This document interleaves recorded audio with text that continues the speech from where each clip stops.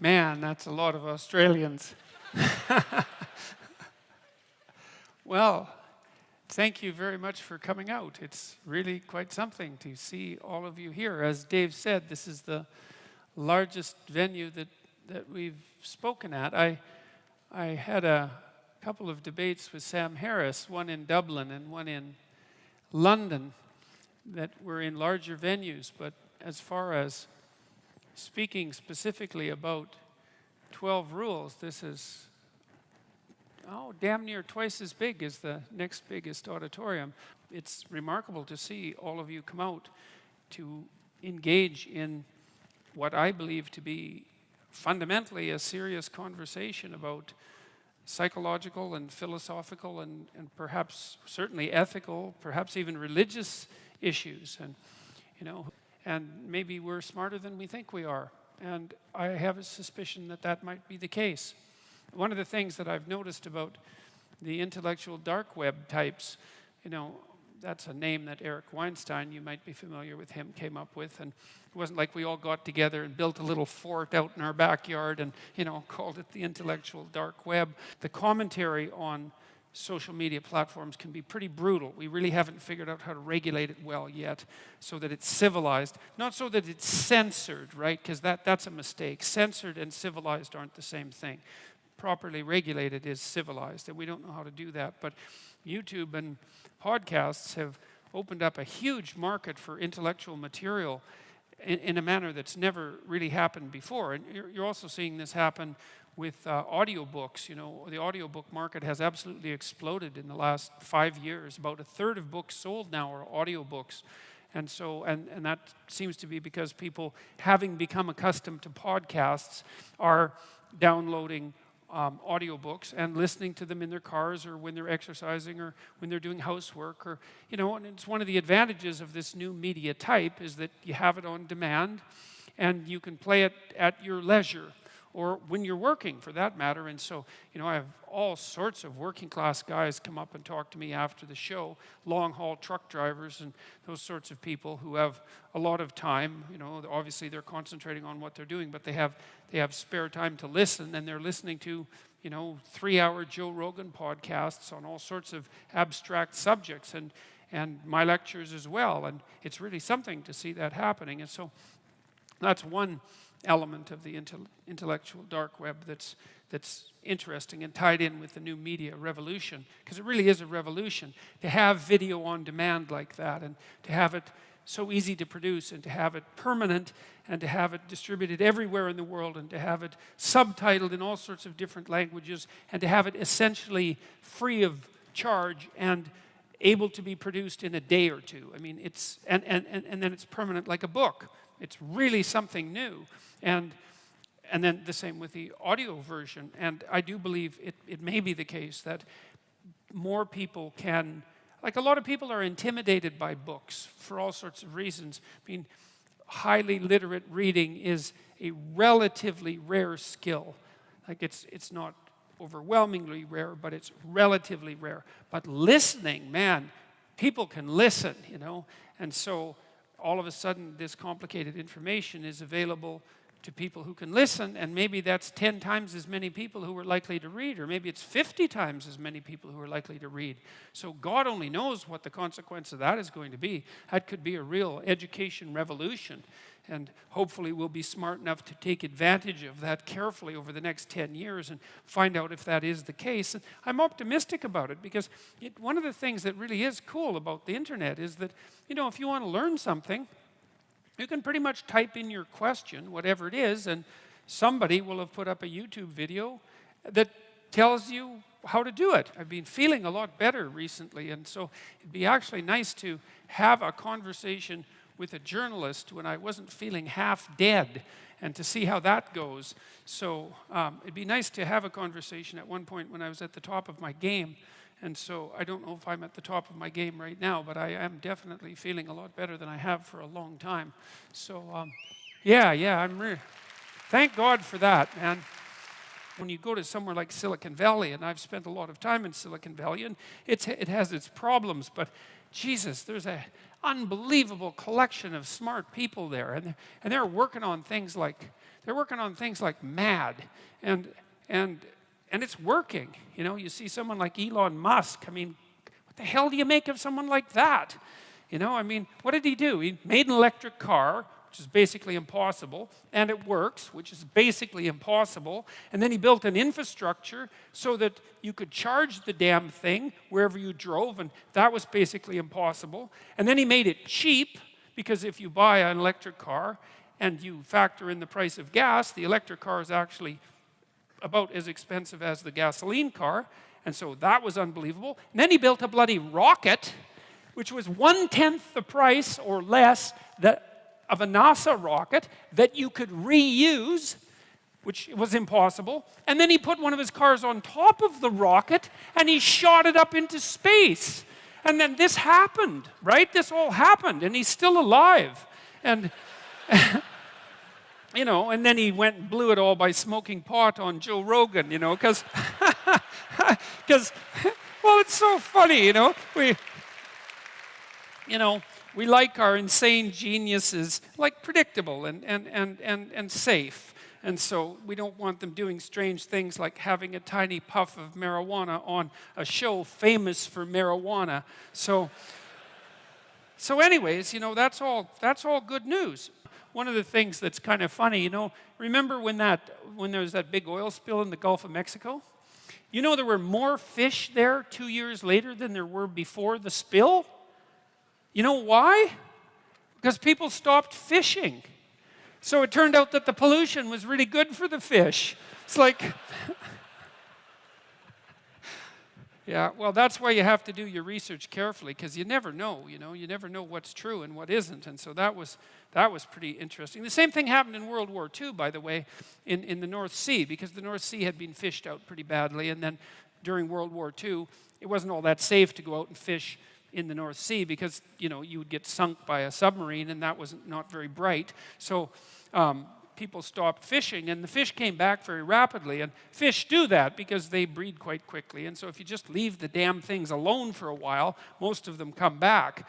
But you know, apart from the fisheries, which is really quite an appalling and pessimistic story, although not hopeless, and people are waking up to it and building these marine reserve parks, for example. A lot of the ecological news was surprisingly good, way better than I thought it would be. You know, so for example, there are more forests in the northern hemisphere than there were 100 years ago. So who would have guessed that? I wouldn't have guessed that. Partly it's because marginal farmland has returned to forest, and because we've got more effective at agriculture by a huge margin. And there are more forests in China than there were 30 years ago. And so that's something. And it turns out when people burn coal, which is, you know, kind of polluting, they don't burn wood. So, you know, they're going to burn something because they don't like eating raw, inedible things and freezing to death. So they're going to burn something. And it turns out that coal is actually preferable to wood. And so these things are complicated. And the ecological story looked better than I would have ever guessed. Even the overpopulation issue, you know, ever since the 1960s with Paul Ehrlich and the population bomb, there was this terrible pessimism that we were going to breed, you know, like uncontrolled rats until every square inch of the world was like covered with some starving skeleton, and that was all going to happen by the year 2000, when there would be mass starvation and the price of commodities would have blown through the roof, when we would run out of oil and all the commodities that we need to maintain a reasonably high standard of living. And, you know, that didn't happen. And not only did it happen, is that rates of poverty went down and rates of hunger went down, even though the population went way up.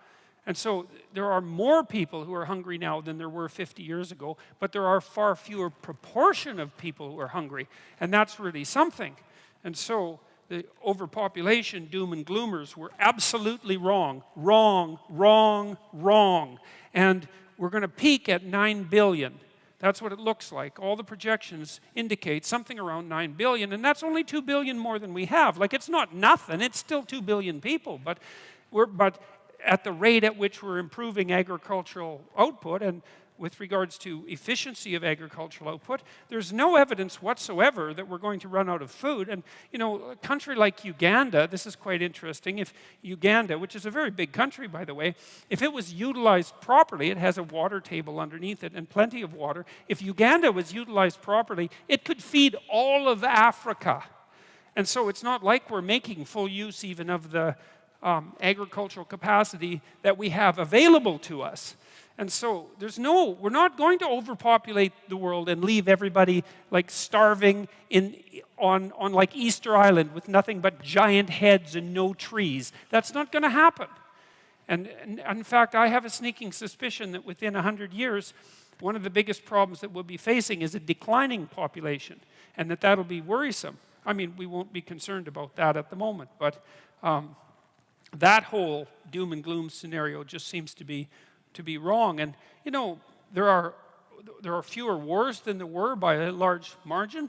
The overall rates of homicidal behavior in the world have plummeted. The rates of death by terrorism over the last 50 years have plummeted. There's a lot of good news. There's way more good news than there is bad news. And there's no wars in the Western Hemisphere. There's a piece of good news. You know, that's a remarkable thing. So, and you know, and it's been 70 years since World War II, and we've had thermonuclear weapons since then, and of course everyone's terrified of those bloody things, and no wonder, and maybe that's for the best, because maybe we needed something to really terrify us, you know. It's certainly possible, but even though there's always the possibility of a mistake, and there's still the possibility of a nuclear outbreak, we haven't used them, and we haven't had a third world war, and almost all of us here have lived in what you got to think, man, comparative peace and prosperity if you compare it to any other time and place anywhere else in the world at any point in history, which is not perfect because, you know, you're still getting old and you're still going to die, and we haven't defeated all the diseases that beset us, but God, it could be a lot worse. And by historical standards, you're doing a hell of a lot better than the top 1%, I can tell you that. I read a nice article by a coalition called Human Progress the other day, and they were comparing the typical middle-class person who lives now with Rockefellers in the 1919s and say, well, would you rather be a middle-class person now or Nelson Rockefeller in 1919? And the answer seemed pretty damn clear that, well, you know, if you were Nelson Rockefeller, then you would have been richer than anyone else. And there's something to be said for that status, right? Because people do like to have more than others. I don't know if it's a good thing or not, but it is one of the things that we like. And so you'd have that. You'd be richer than everyone else. But there'd be all sorts of things that you have that Nelson Rockefeller wouldn't have had a hope of purchasing, like the antibiotics that he would have needed to stop his son from dying, for example, you know, just as a start. And so I think this complaint about inequality, look, no one likes inequality exactly. You walk down the street, this is why I always get a kick out of people who protest, I'm against poverty. It's like,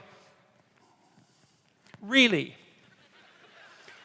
You're against poverty, and you think that's a unique enough attribute so that it was worth your time to make a sign that said that you were against poverty and show other people. It's like, I've never met anyone that was for poverty. You know, you walk down the street with someone who's pretty well off, you know, and they've got 1920s spats on and a bowler, and they're feeling pretty damn rich, and a Stockster certificate sticking out of their back pocket, and, you know, there's a homeless person there, and they give them a good kick, and they say, the more poverty, the better. It's like, no. You know, most of the radical types, they follow Marx, and they say, well, one of Marx's dictums was that capital tended to accumulate in the hands of fewer and fewer people. And that's right, that's true. Wealth and capital, income for that matter, but not only that, whatever it is that you might like to have accumulates in the hands of smaller and smaller numbers of people. It's a principle that was discovered by an economist named Pareto, Vilfredo Pareto. And he pointed out something that had been pointed out in the Gospels, by the way, thousands of years earlier, which was, to those who have everything, more will be given, and from those who have nothing, everything will be taken away. The rule being, once you start to succeed at something, the probability that you will continue to succeed ever more rapidly increases. So there's an exponential function with regards to success. But there's also an exponential function with regards to failure. So failure and success aren't like this. They're like this. Fail, fail, die. Succeed, succeed, succeed ridiculously. Like it's this weird curve. And it's funny because it doesn't just characterize economics. It's a really it looks like a really fundamental economic law. I was actually quite shocked when I first learned about this, which was only about 15 years ago, because I thought most things were normally distributed. And it turns out that that's not true. What people produce creatively isn't normally distributed. A small proportion of people produce most of what's of value. It doesn't matter what it is. And you know this, it's like, how many books does Stephen King sell? It's like half the books, right? And then there's the next guy after Stephen King, and no one even knows who he is, and he sells like 1/10 as many books as Stephen King, and then there's author number 50, and out of the thousands and thousands of offers, and he's barely scraping by, and then there's the bottom 99.9%, and they can't make a living writing. And that's how it is, and it's the same with musicians. And it's the same with athletes. You know, if you look at number of goals scored, for example, in hockey, I'm a Canadian, so I'll use that, there's a small percentage of absolutely phenomenal hockey players, even in something as amazing as the National Hockey League or any professional sports league. You know, you have to be one hell of an athlete to make it in a professional sports league, and still you get this tiny group of superstars who are way better at it than anyone else. You know, and so there's this weird rule that as you get more, getting even more gets easier. And who knows why it is exactly? Partly it's practice, and it characterizes all sorts of situations. Like, it characterizes the size of planets. A small number of planets have almost all the mass. It characterizes stars the same way. It characterizes biomass in the Amazon jungle. It characterizes city size. A small percentage of cities have almost all the people. It's like, what's that? And then you go back 10,000 years, you look at a Paleolithic gravesite, and you see what people are buried with. And like there's one guy, there's two guys there, he's just covered with gold, right? The gravesite is insanely rich, and everyone else has like a bone, and it's theirs, and that's it, you know? And so you analyze Paleolithic gravesites, you see exactly the same Pareto distribution. A small number of people are buried with all the wealth, and almost everyone else has none. And so it's this unbelievably deep proclivity of resources to distribute themselves unequally. And you know this too, because you play games like Monopoly, right? You've all played Monopoly. What happens when you play Monopoly? You all start out equal, right? Exactly 100% equal, and you all have an equal chance of winning because it's basically a game of chance. Not entirely, because you can play stupidly, but you know, but you can only play so intelligently because you're at the mercy of the dice. And what happens inevitably is that some evil capitalist ends up with all the money and all the hotels and all the houses and just like takes you out.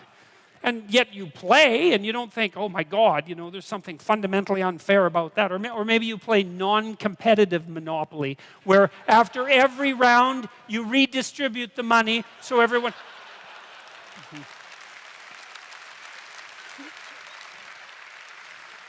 And what I discovered by making that totalitarian proclivity personal was that there's more to us than there is to the horror. As nature is, bent on our destruction, bad as culture is, tyrannical and bloody, back as far as you can look, as malevolent as you are in the darkest part of your heart, and that's plenty malevolent. the possibility that's within you that can well up, the courage and the truth and the ability and the skill and the willingness to set things right, if you are willing to set them right, is more powerful than all of that. And so it's so interesting. It was proof for me of an old saying I read from Carl Jung. It's an alchemical motif, in sterquilinus inventur, which is what you most want to be found will be found where you least want to look, essentially. And it's so interesting because it means that if you're willing to turn around and to stand up, say, and stand up straight and face the darkness like fully, what you discover at the darkest part is the brightest light. And that's something that's so much worth discovering, because there's going to be terrible darkness in your life. And it's going to make you cynical and bitter. And it could easily be that you're just not looking at it enough. Because if you looked at it enough and you didn't shy away and you brought everything you had to bear on it, you'd find that there was more to you than there was to the horror. You know, I watched my father-in-law. I'll end with this. And you know, you don't know, because you're not bringing your A game to the table with all that cynicism and bitterness and resentment and willful blindness and avoidance. Maybe you're playing at 60%. It's not good enough because there's too much of what's bad for 60% to be good enough. It's like you need 90% or 95% or 100%. All right, so now we're going to try to plow through as many questions as we can, all right? Okay, I'll try all to right, be here we go. brief. I thought this was the most important one that I saw. It got 73 upvotes, which was the most tonight. Do you think Joe Rogan is as deep and sophisticated as he seems, or is he just a stoner?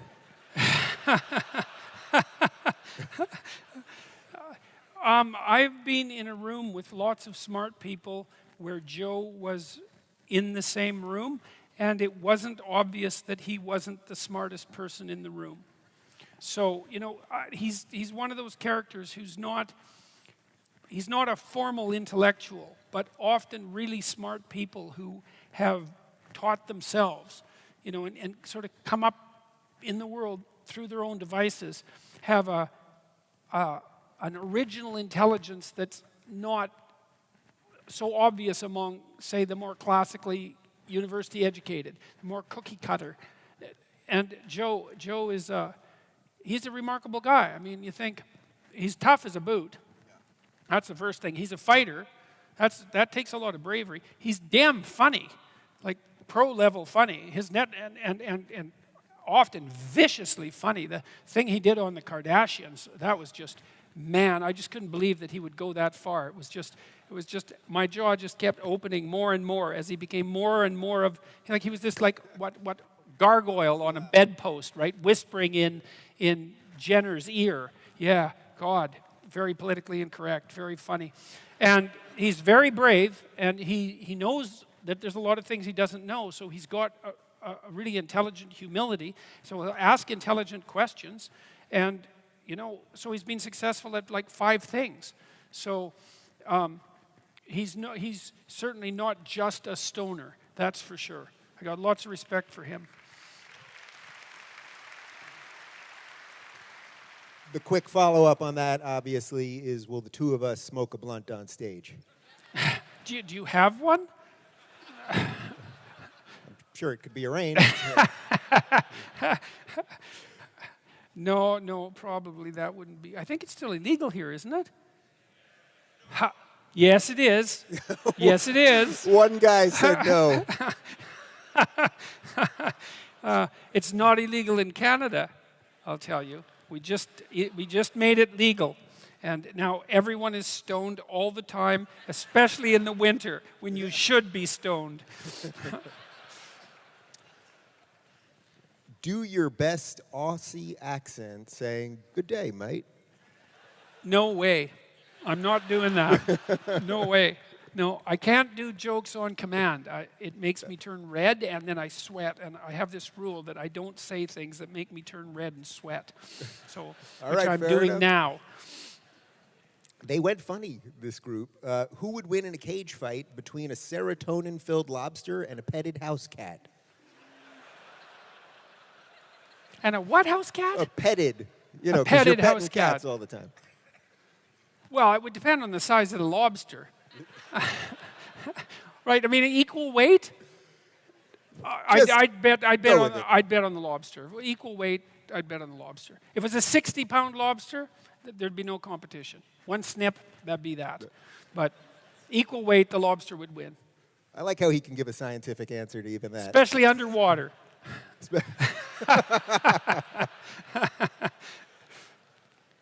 This is a good one. What does the B in Jordan B. Peterson stand for?